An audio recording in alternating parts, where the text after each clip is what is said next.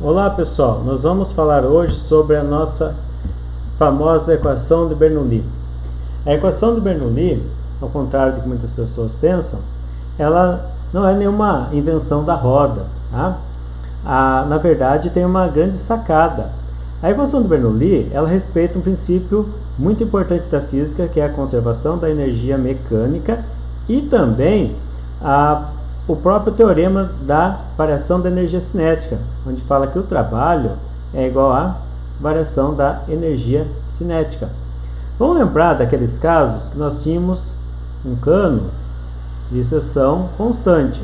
Lá na equação da continuidade, nós falamos que nesse cano não tem uma variação da velocidade, porque não tem a variação da área, né? Isso se ele estiver num regime permanente e de fluxo constante. Ou seja, quando um determinado fluido ele vem daqui para cá, ele realizou um trabalho, mas como a velocidade não foi alterada, alguém fez algum trabalho resistente. Então nós falamos o seguinte, que nós temos duas faces. Então essa face é a força motora, nós vamos chamar de F1, e ela vai realizar esse trabalho aqui que vai ser X1, certo?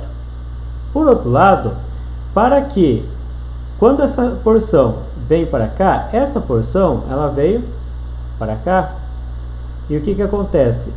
Para que não ocorra a variação da velocidade, o que acontece? Nós vamos ter uma força resistente aqui, que é o nosso F2. Então, F2 é uma força resistente, ela também vai se deslocar de tal forma que o F1, X1, né? Lembrando que X1 e X2 são iguais, e F1 e F2 são iguais, o que vai acontecer? Trabalho é igual a variação da energia cinética. Qual que é o trabalho que tem aqui?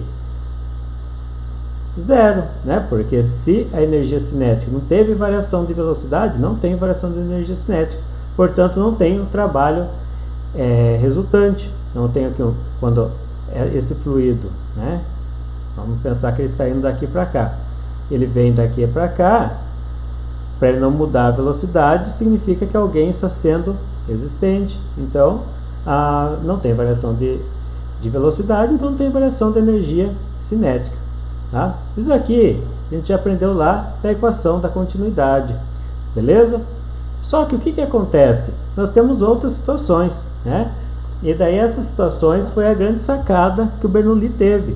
O Bernoulli teve a grande sacada de estipular o seguinte: vamos supor que nós temos aqui um determinado cano, tá? Vamos tentar desenhar ele aqui bem bonitinho. E tem um certo desnível, e mais, ele vai ter também um estreitamento. Pode ter também um alongamento, estreitamento, enfim. Beleza? E o que ele pensou? Ele pensou em 3 porções desse cano, né? Ele pensou o seguinte, que essa porção de volume, aqui ó, ele vai receber uma força motora aqui. Ele precisa receber uma força motora para empurrar todo esse fluido. Concordam comigo? Isso, só que agora tem uma altura, né? Além de ter o trabalho resistente dessa força 2, eu vou ter também a força resistente do próprio peso que está aqui. E aí nós temos também um deslocamento que nós chamamos de X1, né?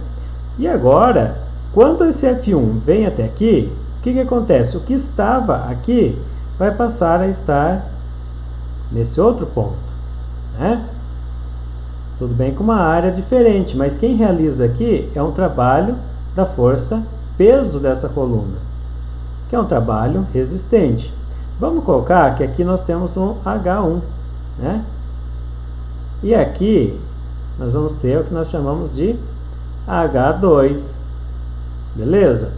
Bom, de qualquer forma, o que estava aqui passou a vir para cá, né? E uma força resistente.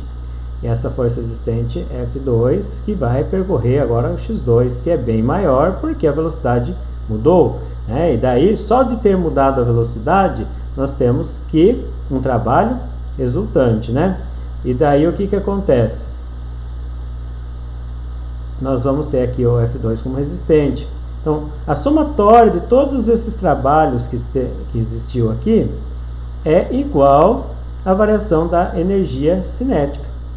Beleza? É claro que aqui, por exemplo, a gente já poderia ter colocado, né, uma variação de energia cinética mesmo sem ter mudado o nível, né? Certo? Porque aqui, né, vai mudar a velocidade. Beleza? Mas é um outro caso, que é um caso especial que nós vamos falar num outro vídeo. Bom, daí o que acontece? Vamos falar aqui desse primeiro trabalho ocorrido?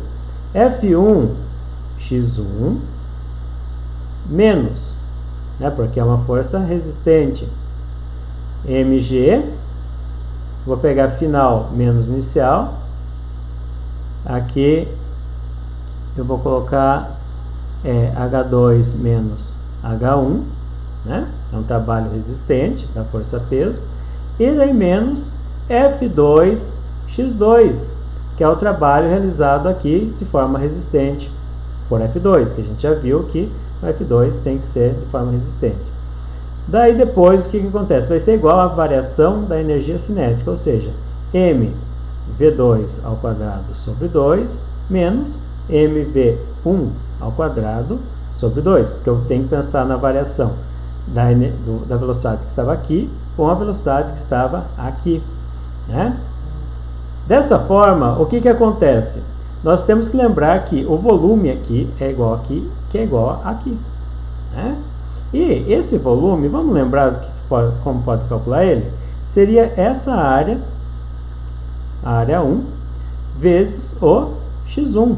Como também aqui o volume seria a área 2 vezes x2. Beleza? Então vamos lá. Eu vou dividir todos os termos por volume. Beleza? Mas antes eu vou melhorar tudo aqui. Então, F1 x1 menos mgh2 mais mgh1, né? Eu apliquei distributivo aqui. Menos F2 x2, que é igual a mv2 ao quadrado sobre 2 menos mv1 ao quadrado sobre 2. Dessa forma, o que nós fazemos? Vamos dividir todo mundo por volume, né? Vamos lembrar que o volume é igual a isso, né? Bom, vamos dividir por volume, volume e volume, certo?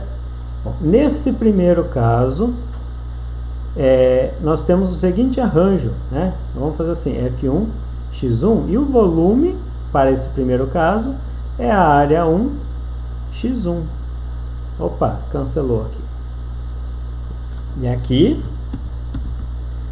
massa dividido pelo volume, nós sabemos que é a densidade.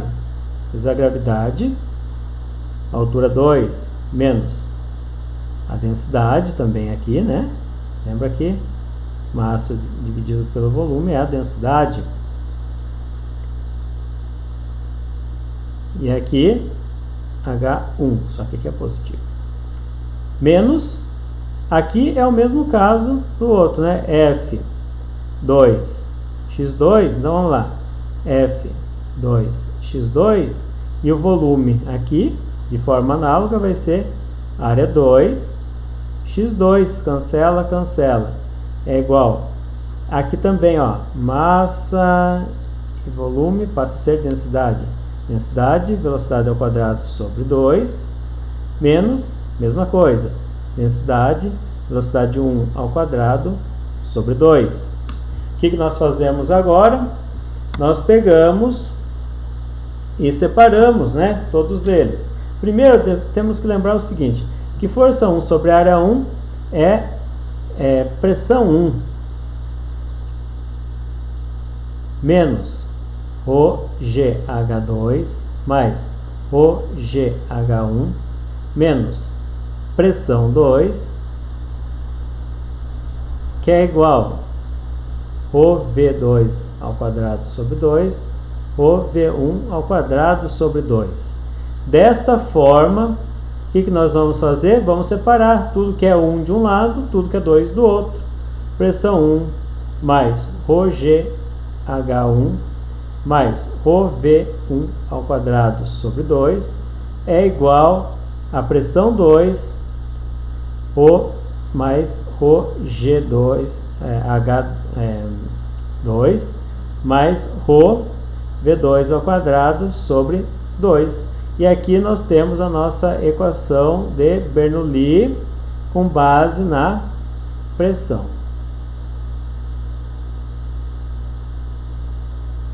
Tá? Então, nós temos a equação do Bernoulli com base na pressão. Por quê? Nós temos a equação do Bernoulli obedecendo à energia, né? Como se vocês viram lá em cima, nós fizemos ela obedecendo à energia, que foi essa primeira aqui, tá? Se a gente fosse separar por unidades, né, que é lado 1 de um lado, lado 2 do outro, seria o seguinte, seria a força 1, x1 mais mgh1 mais mv1 ao quadrado sobre 2, que é igual a força 2x2 mais mgh2 mais mv2 ao quadrado sobre 2.